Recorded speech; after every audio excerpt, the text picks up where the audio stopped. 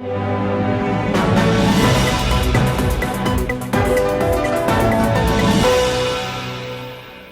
evening and welcome to The Chanel Show. This week we take a look at COP26 and whether it is important to Fiji and the Pacific. COP26 is the 2021 United Nations Climate Change Conference. For almost 30 years now, the UN has brought together countries from all around the world for a global climate summit, also known as COP, which stands for Conference of the Parties. Over the past couple of weeks, you've heard a lot about COP26. As usual, the issue has been completely politicized and many people are receiving information through a political lens. But make no mistake, climate change is something that all of us need to be concerned about, not just for ourselves, but for our children and grandchildren and many future generations to come. Climate change includes both global warming caused by humans and its impact on the Earth's weather patterns. There have been previous periods of climate change, but the current changes are more rapid than any known events in Earth's history. How does climate change affect you? Well, the change in weather patterns means more severe cyclones. For those who remember Tropical Cyclone Winston, the strongest cyclone in recorded history to make landfall. In case you don't remember, have a look.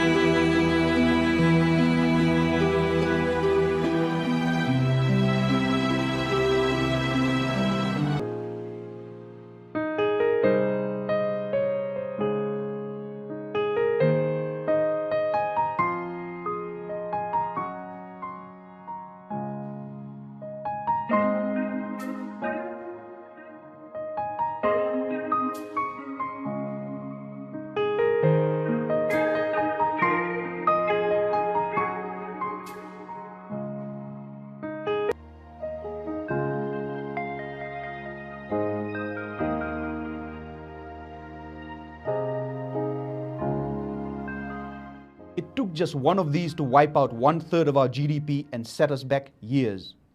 It means increased periods of drought, rising oceans, poverty and displacement, a loss of species and a host of other issues. The economic and social costs of climate change cannot be underestimated. Fiji is seen as a world leader in the fight against climate change, and our presence is critically important to events such as COP26. While we are small and produce the least amount of carbon, we are going to be the first to get devastated by the impacts of climate change, and we cannot let them forget this. Small island nations like Fiji are on the front lines. More after the break.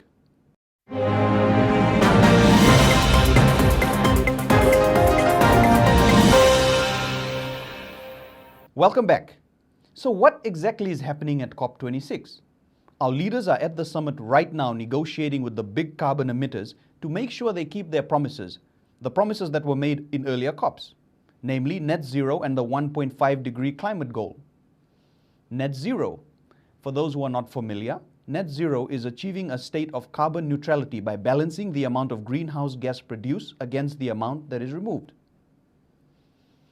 It is a critical long-term goal that more than 130 countries have either set or are seriously considering. The 1.5 degree climate change goal is similar, but much more urgent. In 2015, every country at COP21 in Paris agreed drastic measures needed to be taken to keep global warming to no more than 1.5 degrees Celsius within the next 5 to 10 years, so a livable climate could be maintained. The reason for this is quite serious. Every fraction of a degree of warming will result in the loss of many more lives and livelihoods. While COP21 was significant, the need for action is more essential than ever if the 1.5 degree goal is to be met, which is why COP26 is so crucial and must be decisive. In his opening speech, Prime Minister Frank Bainimarama slammed first world nations as carbon addicts. Check it out. We are losing the race to net zero to a coalition of carbon addicts who would rather fight for coal than for a future of good jobs and innovative industries created by climate ambition. These leaders make pledges but won't show us plans.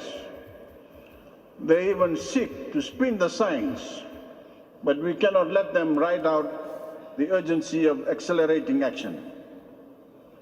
Clean coal, responsible natural gas, and ethical oil are all figments of the shellfish mind. No matter what they call them, carbon emissions are wrecking the climate. There's nothing clean, natural, or ethical about it. 2060 will be too late, and the time for empty promises is long gone. 2060 is too late. Empty promises of mid-century ambition are not enough. All high-emitting countries must halve global emissions by 2030. The G20 nations who are prepared to make those commitments must demand the same from others. We have moral authority. You have a moral obligation. The Prime Minister and COP23 President making it clear the existence of our low-lying neighbors is off the negotiating table. The existence of our low-lying neighbors is not on the negotiating table. 1.5 is alive. It is possible. Humanity does not lack the resources, technology, projects, or innovative potential to achieve it. All that is missing, ladies and gentlemen, is the courage to act, the courage to choose our grandchildren's future over shareholder greed and corporate carbon-driven interests. Nobody is safe from climate change. The science is clear, ladies and gentlemen. No city, no community, and no ecosystem will be spared from the reckoning that lies beyond 1.5 degrees of warming, including our oceans, the lungs of the planet. We have fallen so far off course that only bold and courageous action will suffice. More after the break.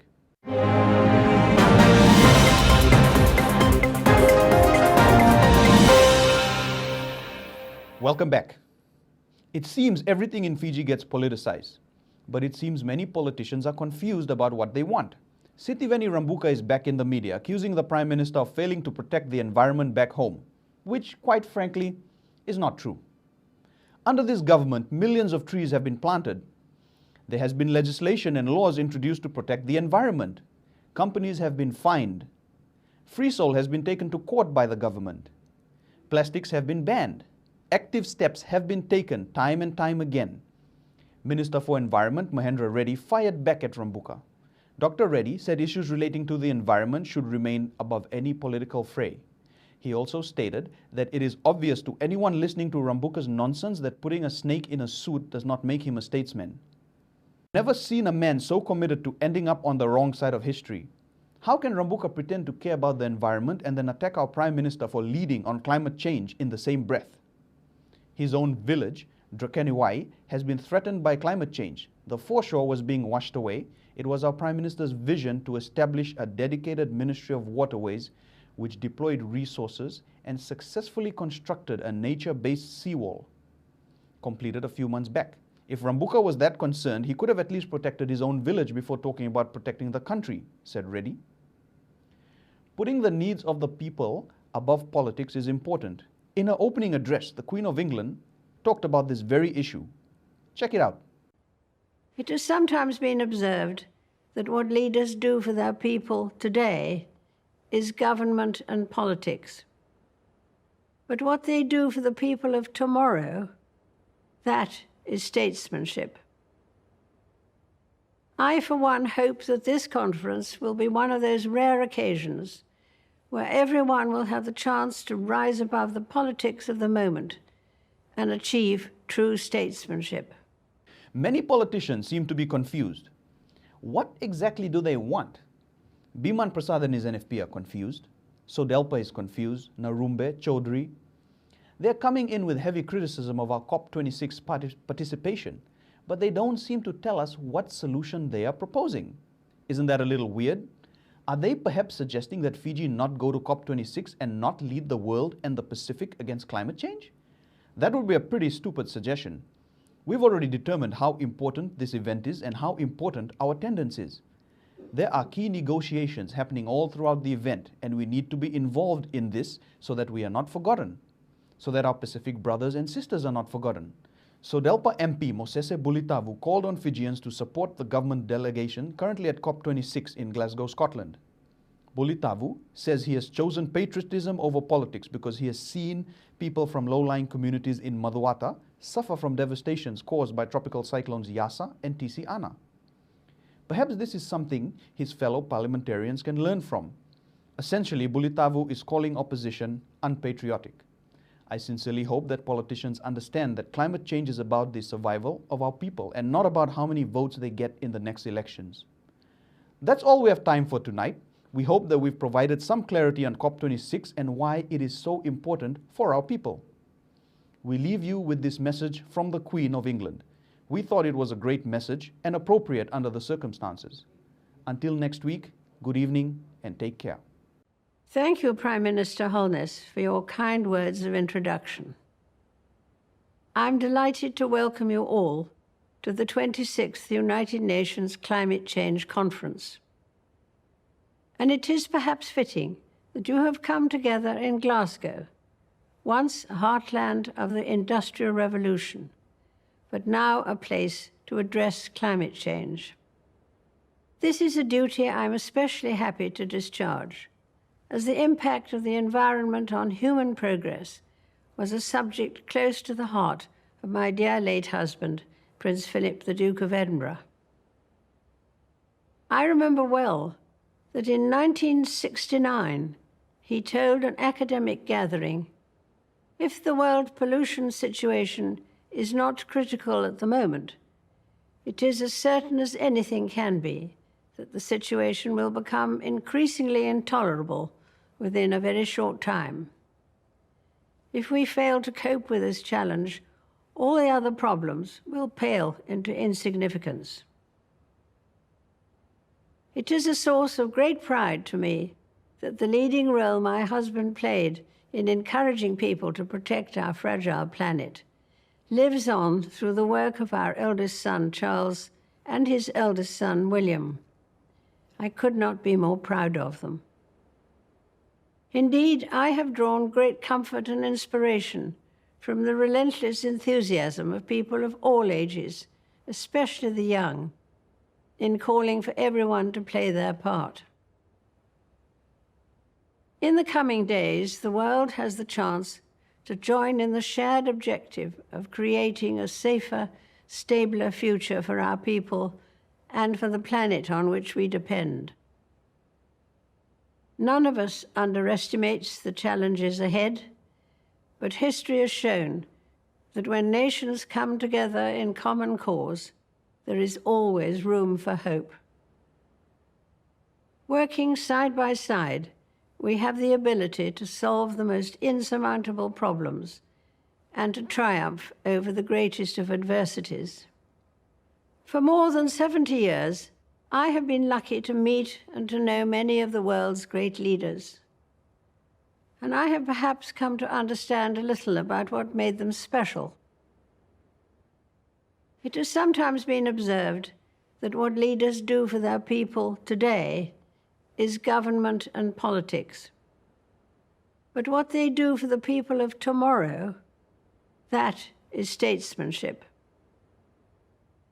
I, for one, hope that this conference will be one of those rare occasions where everyone will have the chance to rise above the politics of the moment and achieve true statesmanship. It is the hope of many that the legacy of this summit, written in history books yet to be printed, will describe you as the leaders who did not pass up the opportunity, and that you answered the call of those future generations. That you left this conference as a community of nations with a determination, a desire, and a plan to address the impact of climate change, and to recognize that the time for words has now moved to the time for action. Of course, the benefits of such actions will not be there to enjoy for all of us here today. We none of us will live forever. But we are doing this not for ourselves, but for our children and our children's children, and those who will follow in their footsteps. And so I wish you every good fortune in this significant endeavor.